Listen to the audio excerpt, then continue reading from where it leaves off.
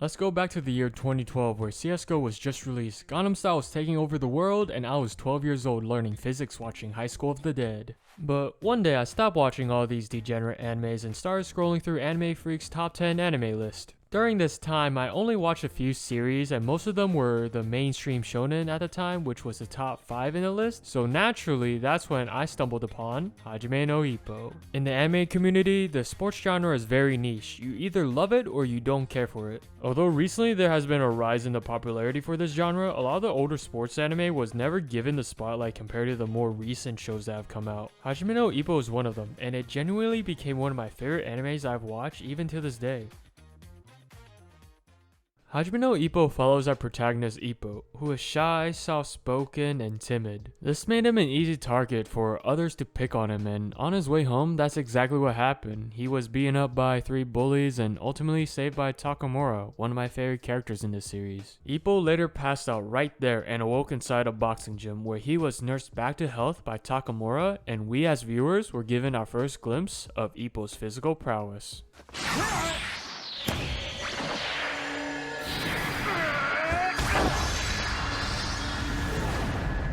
This is perfect technique in throwing a straight punch, but why am I so confident, you ask? Well, it's mainly because of the author of Hajime no Ippo, George Morikawa, who owns a boxing gym himself, and he's also been a second for fighters before. With a knowledgeable mangaka like Morikawa, you get beautifully drawn panels that really depict how different punching mechanics work.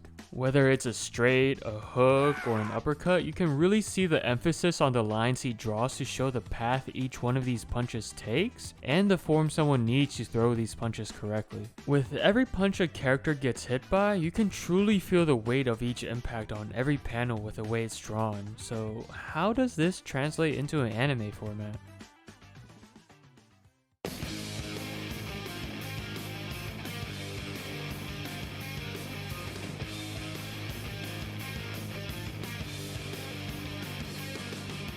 The visuals in Hajime no Ippo are quite special, and it's all thanks to Studio Madhouse. Whether you just started watching anime or you're a seasoned anime watcher, you've definitely seen works from Studio Madhouse. They animated the fights amazingly and displayed beautiful fight choreography. Not to mention each boxer in the anime has their own unique style, and they use moves referenced by real fighters. The animators transformed these dull-looking moves in real life to a much more exaggerated form of these punches. For example, let's take a look at one of the more iconic moves in the show, the Dempsey roll. You can see the emphasis on the swaying much more, which generates this air around him, wisping from his movements. Another punch referenced in real life was created by Razor Ruddock, called the Smash. You can see the effectiveness of this punch. Starting at such a low position, the opponent starts loosening up his guard up top to start defending his body. But the real objective of this punch is to aim for the opponent's head.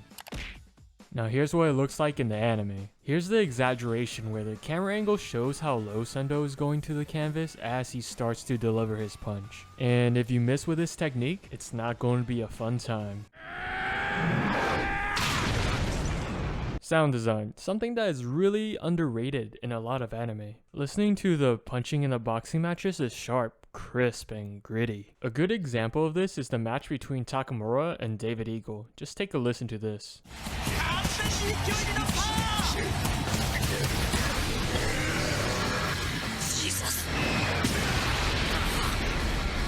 For most viewers, they've probably never been hit by a punch before, and Hajime no Ippo truly illustrates what it feels like. When a punch is blocked, you can hear the gloves digging into each other, and when they land on the head or body, you hear a loud bang. These sounds show you what kind of shots the fighters are getting hit by, and depict the damage the fighters are taking inside the ring. And speaking of fighters, the cast in Hajime no Ippo are phenomenal. Each one of them has their own boxing journey they are on. Aoki and Kimura are your typical journeymen in boxing, and they know it themselves that they aren't world-class boxers, but they also have dreams and aspirations in their career. careers. They are unique in that you see their daily lives and working other jobs because boxing alone in a regional scene will not allow them to pay their bills. You become invested in their story not because they are skilled in boxing, but due to their struggles as fighters, taking more losses compared to their teammates in Ippo and Takamura. And speaking of Takamura, he's a world-class talent, gifted with a natural ability to box and has the instincts of a true fighter. You can see how dominant he was in Japan, where he quickly won the Japan title by knocking all of his opponents out in the first round. If Ippo is the embodiment of an underdog, then Takamura is the fighter that has that aura of invincibility. And that aura was finally tested when Takamura went up against Brian Hawk, the world champion in his weight class. This is one of my favorite fights in the show because we get to see the determination in Takamura wanting to win the world title. And I can't forget about the coach. He's the engine for all these fighters, and the episodes where they go over his backstory is just beautiful. I highly recommend this series. Give it a chance, you won't regret it.